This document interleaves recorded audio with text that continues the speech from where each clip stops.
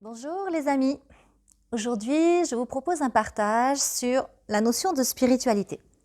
Qu'est-ce que c'est une démarche spirituelle? En tout cas, je vais vous proposer ma vision. Alors, quand je vous propose ma vision, c'est issu de toutes les expériences que j'ai eues, des enseignements que j'ai reçus. Donc, je ne vous dirai jamais que j'ai raison, mais de proposer un petit peu un autre regard, ça vous permettra peut-être de vous interroger, simplement, pourquoi pas, vous sentir un petit peu sollicité, un petit peu de remise en question, voilà. C'est l'idée en tout cas de ce partage. Alors, souvent dans une démarche spirituelle, on a une tendance à voir les choses d'une manière assez cloisonnée, enfin en tout cas avec certaines étiquettes. Je fais du yoga, je fais de la méditation, j'ai certaines lectures, j'ai une certaine alimentation, voilà. Et on case un petit peu tout ça, voilà, ça c'est plutôt spirituel. Et le mental a tendance un petit peu à cloisonner les choses, comme des tiroirs, vous savez, on met des étiquettes. Le mental aime bien ça parce que ça le rassure, ça le sécurise, comme il aime bien contrôler, maîtriser, voilà.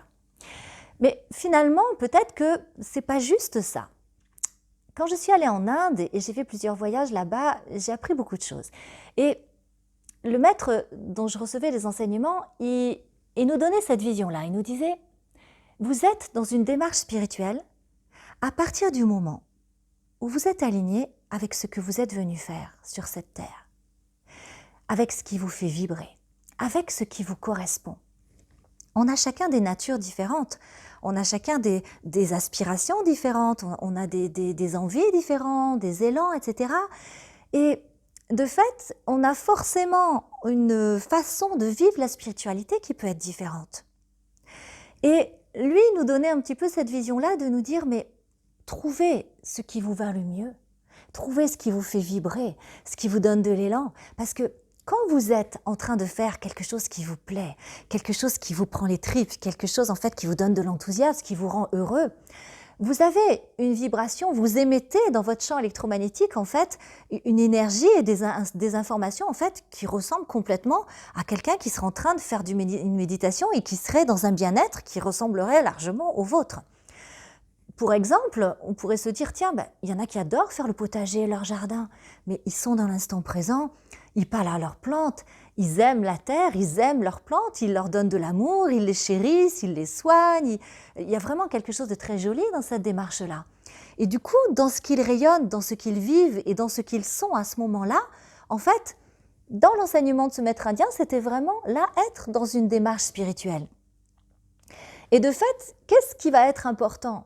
Ce qui va être important, c'est de trouver en vous qu'est-ce qui vous correspond, qu'est-ce qui vous plaît, qu'est-ce que vous avez envie de faire de votre vie et qu'est-ce qui correspond finalement à votre essence, qu'est-ce qui est aligné en fait avec ce que vous êtes. Alors, c'est parfois difficile parce que on est né dans une société qui est exigeante, il faut travailler, on a des obligations, il y a ces espèces de rails, il y a cette autoroute qui est tout tracée et finalement vous n'êtes peut-être pas fait pour être sur cette autoroute. Peut-être que vous avez refoulé quelque chose en vous et peut-être que vous faites un job ou quelque chose qui ne vous correspond pas vraiment. Des fois, j'entends dire, voilà, c'est alimentaire. Et je trouve ça triste que cette vie-là soit juste alimentaire. Et finalement, c'est quoi votre passion? C'est quoi votre hobby peut-être ou quelque chose qui va vous faire frémir, quelque chose qui vient de vos tripes, pas quelque chose qui vient de votre mental, quelque chose qui vient d'un petit peu plus bas, qui vous pousse en avant, qui vous donne de l'enthousiasme, où il y a quelque chose qui peut jaillir de vous. Et là, vous avez une énergie qui est juste formidable. Et là, effectivement, toutes les substances qui génèrent la santé, comme l'ocytocine, la dopamine, la sérotonine, la mélatonine, voilà, tout ça qui génère le bien-être, elles sont là. Et c'est les mêmes qui sont sécrétées, peut-être quand on fait du yoga, quand on fait de la méditation et autres. Donc, de fait, on peut se dire, finalement, ne restons pas cloisonnés sur cette image, en fait, où pour être un être spirituel, je vais me conformer à faire du yoga, de la méditation, etc. Mais cette énergie-là, je peux la retrouver, en fait, s'il y a quelque chose qui vibre en moi, s'il y a quelque chose qui est vivant en moi et que j'arrive à le vivre, et que cette vie-là que je suis en train d'expérimenter, elle correspond pleinement à qui je suis. Je vais vous donner un exemple. J'avais une dame qui venait me consulter et elle me disait, Ticia, tous les matins, je me réveille à telle heure, je fais mon yoga, je fais ma méditation, je fais ci, je fais ça, etc. C'était un peu une routine un petit peu rigide, je vais le dire comme ça. Et puis je sentais qu'il n'y avait pas une super énergie quand elle me disait ça. Et puis je lui disais, mais est-ce que ça te va de faire ça? Est-ce que oui, mais tu comprends, si je veux évoluer, il faut que je fasse ça.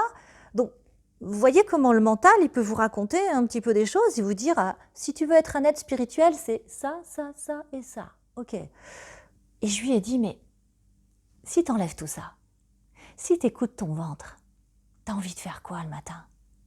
Et elle me dit, Ticia, juste m'asseoir sur ma terrasse et écouter chanter les oiseaux.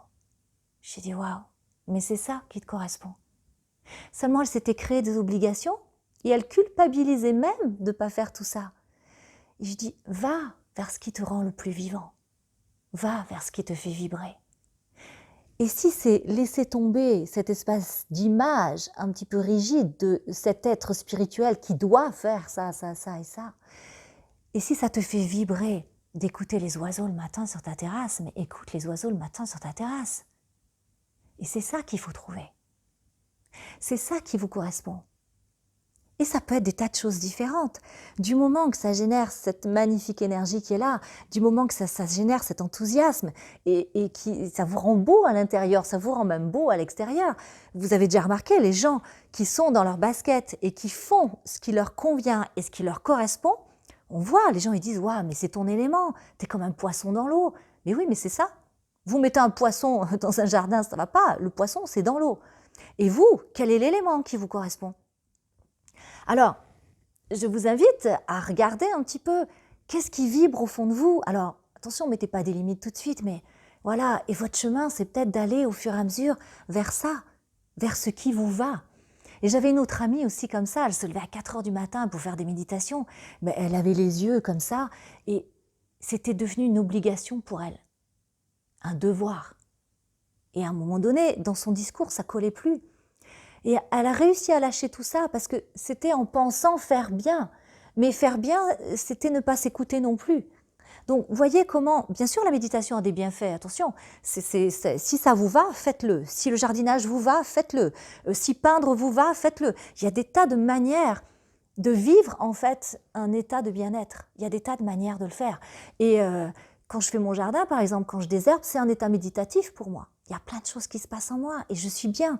Et il y a plein de façons, en fait, qui peuvent être là pour vous et disponibles pour pouvoir vivre cette vie spirituelle. Et ce n'est pas quelque chose de cloisonné. C'est quelque chose qui peut prendre plein de formes différentes. Et quand je suis allée en Inde, ils nous disaient « Trouvez ce qui vous correspond. Trouvez ce qui vous va. » Et je le redis encore, allez vers ce qui vous rend le plus vivant. Et ce n'est pas forcément dans une démarche spirituelle qu'on trouve finalement les meilleures qualités humaines. Je vais aussi sur une autre facette de ce sujet qui est très intéressante. Et c'est pas parce qu'on fait des stages de développement personnel, c'est pas parce qu'on a une soi-disant démarche spirituelle qu'on est forcément mieux que les autres. Et là, pour moi, c'est vraiment très, très, très important. Parce que, à mes yeux, encore une fois, c'est mon regard, à mes yeux, ce qui va être le plus important, c'est qu'est-ce que vous rayonnez, qu'est-ce que vous dégagez. Est-ce que vous êtes plus aimant avec votre conjoint? Est-ce que vous êtes plus patient et plus disponible avec vos enfants? Qu'est-ce qui vous rend meilleur? C'est ça qui va être important.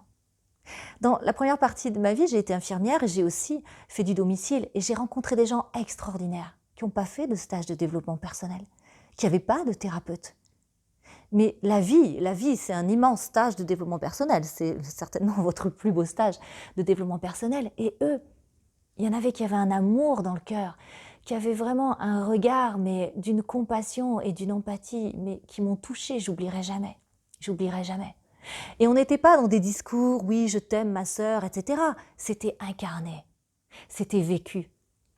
Et c'est là qu'on voit vraiment l'essence des gens. On oublie l'étiquette, je suis spirituelle, je ne le suis pas. Finalement, on s'en fiche. Ce qui compte, c'est cette beauté, cette grandeur que vous pouvez manifester de vous-même. Cette gentillesse que vous pouvez avoir, cette capacité de pardonner quand l'autre n'y arrive pas. Cette capacité d'ouvrir la porte quand l'autre n'y arrive pas non plus. Et tout ça, ça se cultive, ça s'apprend et chacun est sur le chemin de tout ça. Et ça aussi, c'est une forme de spiritualité. Mais c'est pas marqué dessus, il n'y a pas marqué développement personnel, etc. Et vous voyez, j'avais envie de vous partager ça parce que pour moi, ça me semble important de remettre peut-être certaines choses à leur place et de regarder un petit peu qu'est-ce qui est plus juste, qu'est-ce qui est plus authentique pour moi dans la démarche que j'ai. Et encore une fois, qu'est-ce qui me rend plus vivant et qu'est-ce qui me rend meilleur. Alors je vous invite peut-être à faire aussi votre petit bout de chemin pour vous, de regarder qu'est-ce qui vous interpelle. Et puis laissez-moi des commentaires si vous avez envie, j'y répondrai volontiers. Vous pouvez me contacter bien sûr. Et puis je vous invite à suivre les autres vidéos que je vous propose aussi. Il y a plein de sujets qui sont intéressants. Et encore une fois, l'idée c'est de vous interpeller, peut-être d'amener du mouvement chez vous, d'amener une petite sollicitation, une petite remise en question, un questionnement en tout cas. Voilà, je vous remercie beaucoup de votre attention. Merci de m'avoir écouté. On se retrouve bientôt pour d'autres sujets. À très bientôt. Prenez soin de vous. Je vous embrasse.